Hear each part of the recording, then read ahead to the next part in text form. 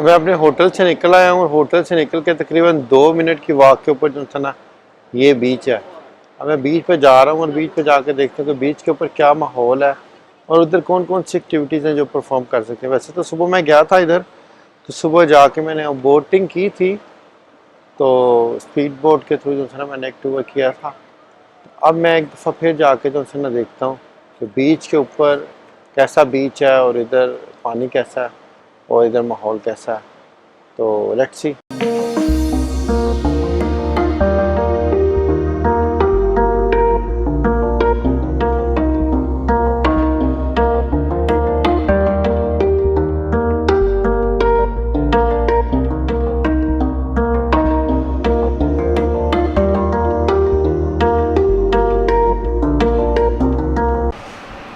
अब यह है कि इधर ऊपर से उतरते वक्त जो है ना वो काफ़ी ज़्यादा सीढ़ियाँ उतरनी पड़ती हैं और जब वापस आना है तो वापस काफ़ी सीढ़ियाँ चढ़नी पड़नी है। उतरना तो इतना मुश्किल नहीं लगता, लेकिन सीढ़ियाँ चढ़ना काफ़ी मुश्किल लगता है। एनी हो, ये सारा माहौल देख के ऊपर ये होटल्स देख के मुझे जो है ना वो टावर होटल नियाग्रा फॉल के सामने की याद आ गई कि उधर भी इसी तरह ऊपर ही था और उस उधर से लेकिन उतरने के लिए जो है ना उन्होंने फनिकुलर लगाई हुई थी और उस फनिकुलर के थ्रू जो है ना आप उतरते थे। एनी हो, इन्होंने सीढ़ियाँ बना दी हैं और सीढ़ियों से जो है ना वो लोग उतरते हैं, जो कि काफ़ी मतलब ठीक भी है कि मतलब चलो आप इजीली उतर जाते हैं, आपको पे कुछ नहीं करना पड़ता। बट स्टिल जो लेज़ी लोग हैं उनके लिए थोड़ा मुश्किल सा काम है। और अब ये मैं उतर के नीचे आ गया हूँ, तकरीबन ये थोड़ी सी सीढ़ियाँ रह गई हैं और नीचे ये एक स्ट्रीट है, गली है, जहाँ पे काफ़ी रौनक है। तकरीबन इस वक्त शाम के 6 बज गए हैं और अभी धूप काफ़ी ज़्यादा है, तो 6 बजे के करीब शाम को जो है ना इधर काफ़ी रौनक है। अब ये गली काफ़ी अच्छी फेमस लग रही है बीच के किनारे, सेम उसी तरीके से जहाँ जिस तरह अक्सर बीचेस के किनारे होती है। लाइक फॉर एग्ज़ाम्पल आप देखें तो कोसादासी जो है ना वो भी तुर्की के अंदर कोसादासी एक है प्लेस, वो भी बहुत अच्छी है। और उसमें भी बीच के किनारे जो है ना वो दूसरी स्ट्रीट है, लेकिन ये तो खैर पत्थरों की गली बनी हुई है जिस पर सिर्फ वॉकिंग हो सकती है। लेकिन एनी हो, रात के टाइम पे आप इधर बीच वॉक कर सकते हैं और माहौल जो है ना वो बहुत ज़्यादा अच्छा और ज़बरदस्त है। चलते हैं, जाके देखते हैं, इंजॉय करते हैं।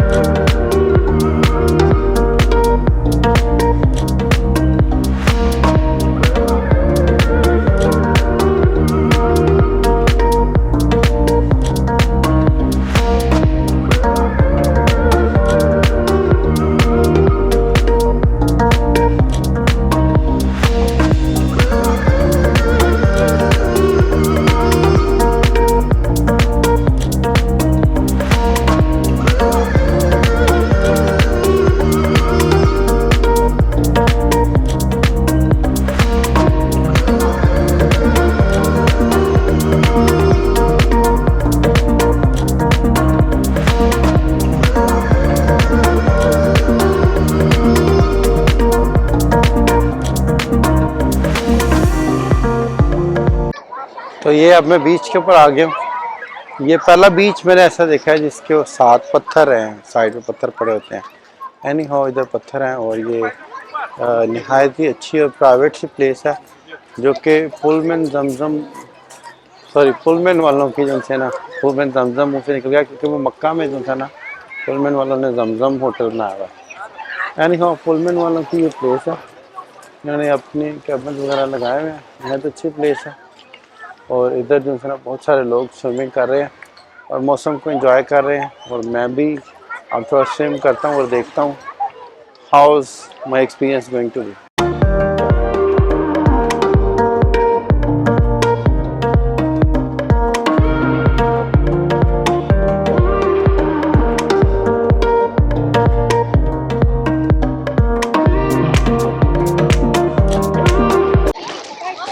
अब मैं इस वक्त बीच के किनारे बैठा हुआ हूँ और जंसन अभी मैं नहा के निकला हूँ। पानी बहुत ज़्यादा ठंडा है, इतनी गर्मी में ठंडे पानी में बहुत ज़्यादा मज़ा आया। तो मैं आपको थोड़ा सा दिखा रहा हूँ कि ये इधर का बीच कैसा है। इधर बीच के ऊपर रेत नहीं है, इट्स नॉट सैंडी बीच। इधर जंसन ना पत्थर है, लेकिन फिर भी बहरहाल इतनी सख्त गर्मी के अंदर जब आप इतने ठंडे पानी के अंदर नहाते हैं तो आपका जो है ना वो सारी की सारी गर्मी जो है वो निकल जाती है।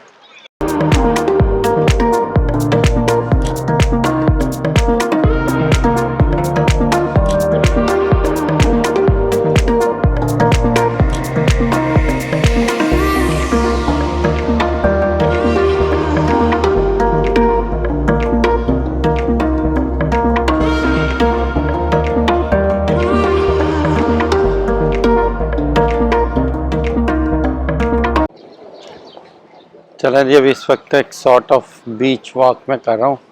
ये सुशी बीच के साथ जो है ना एक गली सी है, आई मीन जहाँ से आपको बीच का नज़ारा भी नज़र आता है और ये एक मार्केट्स भी है।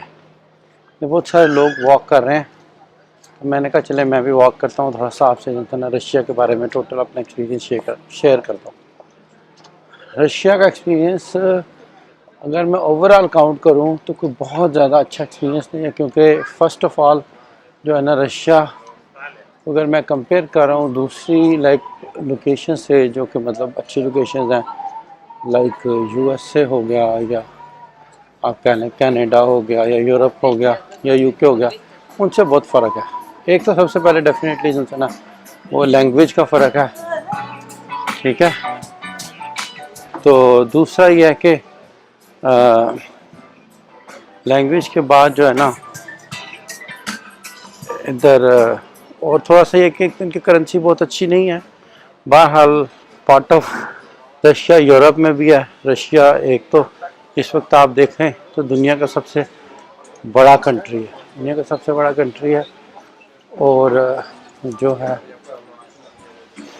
करेंसी इसकी इतनी स्ट्रॉन्ग नहीं है। इसकी करेंसी जो है ना तकरीबन उतनी स्ट्रॉन्ग है जितनी तक अप्रॉक्सीमेटली इंडियन करेंसी के बराबर है, या आप पाकिस्तानी करेंसी से कंपेयर करें तो तकरीबन 2 रुपये समथिंग का जो है ना इनका 1 रूबल होगा। अब मेरा जो एक्सपीरियंस है सबसे पहले तो यह है कि डेफिनेटली जो है ना वो ग्रुप बना हुआ है। तो ग्रुप जिन जिन लोगों ने यूफा वर्ल्ड कप पे आना है तो उन लोगों का ग्रुप बना हुआ है। मैंने भी कहा कि चलो ग्रुप ज्वाइन कर लेता हूँ ताकि मुझे हालात पता रहे। एक तो एक ग्रुप में बहुत ज़्यादा डरा के रखा हुआ था ग्रुप के लड़कों ने कि बहुत ज़्यादा तंग कर रहे हैं, बहुत ज़्यादा रिपोर्ट कर रहे हैं। एनी हाउ मेंटली जो है ना जब तक पहुंच नहीं गया तो टॉर्चर में ही रहा, क्योंकि वो ज़्यादातर अगर लड़के लोग नेगेटिविटी फैला रहे हैं तो आप नेगेटिविटी में रहेंगे। एनी हाउ उसके बाद जब इधर पहुंच गया, इधर पहुंचने के बाद सबसे पहले तो सॉर्ट ऑफ बैड एक्सपीरियंस है। एक बैड एक्सपीरियंस सबसे पहले जो मेरे साथ हुआ वो हुआ अपना एमिरेट्स एयरलाइन की तरफ से, क्योंकि एमिरेट्स एयरलाइन का मेरे पास जो है ना 2 घंटे का लेओवर था। उन्होंने एकदम से चेंज करके डेट चेंज कर दी और डेट एक दिन आगे कर दी, और उसके अंदर लेओवर जो है ना उन्होंने 2 घंटे के बजाय तो 8 से 9 घंटे का लेओवर कर दिया। एनी हाउ वो तो कोई ऐसा इतना बड़ा इशू नहीं है। उधर 8-9 घंटे मुझे बहरहाल एक्स्ट्रा स्टे करना पड़ा।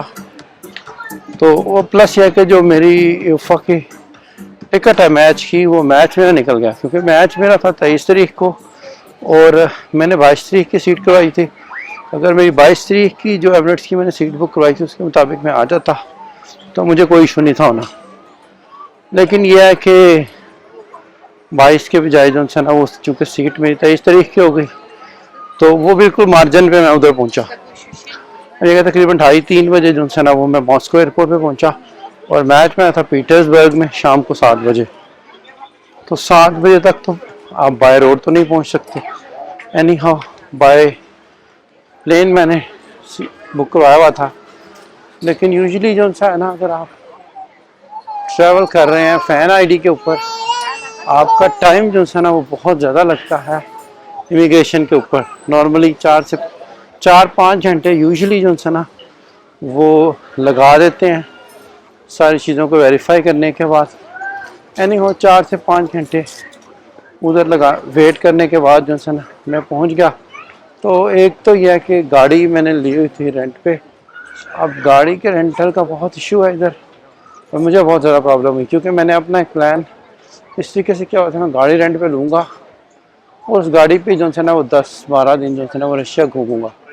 लेकिन यह है कि चूँकि गाड़ी एनी हो जो भी होता है बेहतर ही होता है, तो गाड़ी जो है ना मैंने मोबाइल जो नंबर दिया था अपना उसमें एक ज़ीरो ऐड हो गया जो कि उस बंदे को मिला, और एनी हाउ मेरा नंबर 00966 के बाद जो है ना 506 है। उसने बंदे ने पहुंच के मैसेज किया 0966 506 के ऊपर। एनी हाउ जब वो पहुंच गया मैं तो वो बंदा तो चला गया था, मुझे एनी हाउ बंदा नहीं मिला।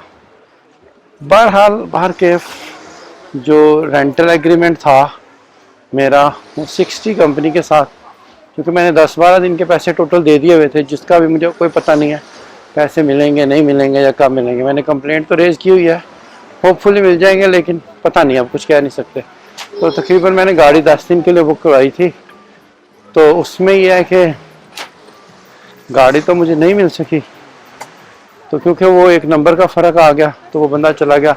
एनी हाउ मुझे ये था कि 60 वालों का जो है ना काउंटर होगा एयरपोर्ट के ऊपर, और रेंटल एग्रीमेंट पर लिखा हुआ था एयरपोर्ट पे उनका डेस्क है। प्लस ये है कि उसके साथ जो है ना डेस्क के साथ उन्होंने लिखा था कि 24 आवर्स ओपन। यूजुअली अक्सर कंट्रीज में आप जाएं एयरपोर्ट के ऊपर तो उनका डेस्क होता है, डेस्क से आपको जो है ना वो गाड़ी इजीली मिल जाती है। बट इधर थोड़ा सा निज़ाम को इतना ज़्यादा स्ट्रॉन्ग या स्टेबल या इतना मेच्योर नहीं है, तो गाड़ी के लिए वो बंदा आता है, वो आपको लेके जाता है और फिर गाड़ी देता है। ख़ास तौर पे जिस कंपनी की से मैंने गाड़ी ली थी उनके साथ तो मेरे साथ ऐसे ही हुआ। एनी हाउ वो गाड़ी तो मुझे नहीं मिली, मैं उनके नंबर पे कॉल करता रहा। अब कॉल भी अब रशियन नंबर पे उनका कॉल सेंटर में जब आप कॉल करें, जिन्होंने नंबर लिखा हुआ है तो रशियन लैंग्वेज वाले में उसका वो रिप्लाई नहीं करते, क्योंकि उनके पास रशियन ऑपरेटर ही कोई नहीं था। तो वो काफ़ी दफ़ा कॉल करने के बाद मेरा उनसे रब्ता नहीं हुआ। अरे अगर लोगों को रशियन लैंग्वेज में समझाना, इंग्लिश लैंग्वेज में समझाना वो बहुत मुश्किल है, क्योंकि बहुत सारे लोगों को जो है ना इंग्लिश लैंग्वेज नहीं आती, वो अपना मैसेज जो है ना वो आपको कन्वे नहीं कर सकते और आपका मैसेज नहीं समझ सकते। वो थोड़े से जो समझदार लोग हैं वो ट्रांसलेशन यूज़ करने की कोशिश करते हैं, बट स्टिल बड़ा मुश्किल होता है। एनी हाउ वो गाड़ी तो मुझे नहीं मिली, तो मुझे ये था कि शायद टाइम उसका बंद हो गया, तो मैंने उसके पास ही जो है ना एक होटल ले लिया। मैंने कहा सुबह ट्राई करूँगा। अब नेक्स्ट डे मैंने ट्राई किया, सुबह एयरपोर्ट पे फिर गया तो फिर जो है ना वो कोई ना था उनका डेस्क और वो बंदा भी कोई नहीं था वो। तो एनी हाउ फिर मैंने कहा कि उनका ऑफिस सर्च करता हूँ। एक टैक्सी ली, टैक्सी वाला पहले मुझे दूसरे एयरपोर्ट पे ले गया, उसका उसने 2000 रूबल्स लिया। फिर उधर भी नहीं बात बनी, तो फिर मैं उनके ऑफिस में गया। ऑफिस भी अब उनका बंद था, उन्होंने ऑफिस भी नहीं खोला। तो 2000 टैक्सी वाले ने 2000 रूबल्स टैक्सी वाले ने उसका लिया, जो कि बहुत ज़्यादा पैसे हैं। यानी हो ये थोड़ा सा चीट भी करते हैं जब उनको पता चल जाए कि मतलब इस बंदे को पता नहीं है। अगर आप ऊबर से बुक करवाएं तो यूजुअली जिस चीज़ का उसने 2000 लिया मेरे से, उसका आपसे तकरीबन जो है ना 800-900 रूबल्स लगता है, 800-900 रूबल्स लगता है, और उसने मेरे से 2000 लिया। यानी उस जगह पे पहुंचने का और उनके ऑफिस पहुंचने का और उनसे बात करने का तकरीबन 4500 रूबल्स उसने मुझे ले लिया, उसके बाद होटल में भी छोड़ने का। तो ये लेकिन मेरा काम नहीं बना। 60 वालों ने ना तो मुझे गाड़ी दी और ना ही कोई मुझे पॉजिटिव रिस्पांस दिया। ये मेरा एक काफ़ी आते बैड एक्सपीरियंस हो गया, जिसने जो है ना मेरा बेसिकली सारा टूर जो है ना वो स्क्रैप कर दिया। अब इसी तरीके से अब मैं दोबारा इधर आया, जब सूची में तो इधर से मैंने गाड़ी रेंट पे ली हुई थी 2 दिन के लिए। तो उसमें यह है कि गाड़ी रेंट में उसने मेरा ड्राइविंग लाइसेंस देखा, वो सऊदी अरेबिया का था, और पासपोर्ट था मेरा पाकिस्तान का, तो उसने कहा नहीं Pakistani passport, driving licence Saudi Arabia का, ऐसे कैसे हो सकता है। यानी हाँ अब सेम जो है तो मैं सारी जगहों पे दिखाता रहा हूँ, like USA, UK, Europe, everywhere. तो क्योंकि रेजिडेंट सऊदी अरेबिया का है तो सऊदी अरब के रेजिडेंट के ऊपर ड्राइविंग लाइसेंस उधर कहीं चल जाता है। लेकिन इस बंदे ने जो था ना वो मुझे गाड़ी नहीं दी और उसने रिफ्यूज़ कर दिया। एनी हाउ इधर 2-3 चीज़ें हैं रेंटल कार से रिलेटेड बहुत ज़्यादा इम्पोर्टेंट। एक तो ये है कि गाड़ी अच्छा मुझे नहीं मिली। अगर आप गाड़ी ले भी लें, जैसे लाइक हमारा प्लान था, हमने सोचा था कि हम लोगों ने नॉर्मली ट्रैवल किया है पूरी दुनिया में जिस भी जगह पे गाड़ी रेंट पे लेके, तो काफ़ी सारे एरियाज जो है ना वो हम लोग घूम के लेते हैं। लेकिन इधर ऐसा नहीं है। उसने कहा जी कि आपकी गाड़ी एक स्टेट से बाहर नहीं जा सकती। लाइक अगर आपने सूची से लिया तो आपकी गाड़ी सूची के अंदर ही ड्राइव करेगी। तो एनी हाउ ये भी एक मेरा बैड एक्सपीरियंस था रशिया में। तो बाकी उसके अलावा ये है कि ओवरऑल ठीक है चीज़ें। लैंग्वेज का मसला है, एक अच्छा कंट्री है, बड़ा कंट्री है, इसको देख लिया, विज़िट कर लिया, उसके कुछ इंपॉर्टेंट प्लेसेस देख ली। मॉस्को बहुत अच्छा है, उससे ज़्यादा अच्छा और ज़बरदस्त सेंट पीटर्सबर्ग है, उसका मौसम और सारा माहौल। और अब सोची भी बहुत अच्छा है, इसका माहौल देखें, मौसम देखें, गर्मी के अंदर भी एनी हाउ एंजॉय कर रहे हैं। तो अल्हम्दुलिल्लाह जो है वो मज़ा आ रहा है। अब ये मैं आपको मार्केट्स वगैरह विज़िट करवा रहा हूँ। ये बीच के साइड पे बहुत ज़बरदस्त से हट्स बने हुए हैं और इन हट्स का मैं आई एम श्योर कि आप रेंट पे करते होंगे और रेंट पे करके जो है ना आप इनको हट्स को एंजॉय करते होंगे। तो इधर आप स्टे करते होंगे या रिलैक्स करते होंगे। एनी हाउ मैं तो अभी जस्ट गो थ्रू करवा रहा हूँ और कर रहा हूँ बेसिकली आपको। फिर मैं आपको दिखा रहा हूँ कि ये स्ट्रीट बनी हुई है सूची बीच के सामने। ये बेसिकली सूची बीच है और ये उसके सामने गली है और इसके साथ शॉप्स हैं और लोग इधर से वॉक कर रहे हैं, शॉपिंग कर रहे हैं। स्पेशली शॉपिंग जो कि टेम्प्रेरी शॉपिंग होती है, लाइक टूरिज़म के लिए अगर आप आए हैं और आपके पास कुछ ज़रूरियात की चीज़ें नहीं हैं, वो ख़ास तौर पर बहुत ज़्यादा इम्पोर्टेंट है। फूड है और लाइक क्लोथ्स हैं, ये सारी की सारी चीज़ें जो है ना आपको इधर से मिल जाएंगी। एनी हाउ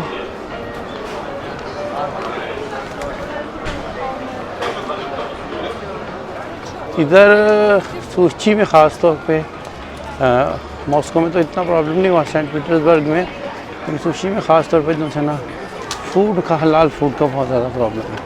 यानी हाँ फूड बहरहाल बहुत ज़्यादा ढूंढने के बाद आधे पौने घंटे की मुशक्क़त के बाद हमें मिल ही गया। तो बहरहाल ये आपका बीच साइड पे माहौल है।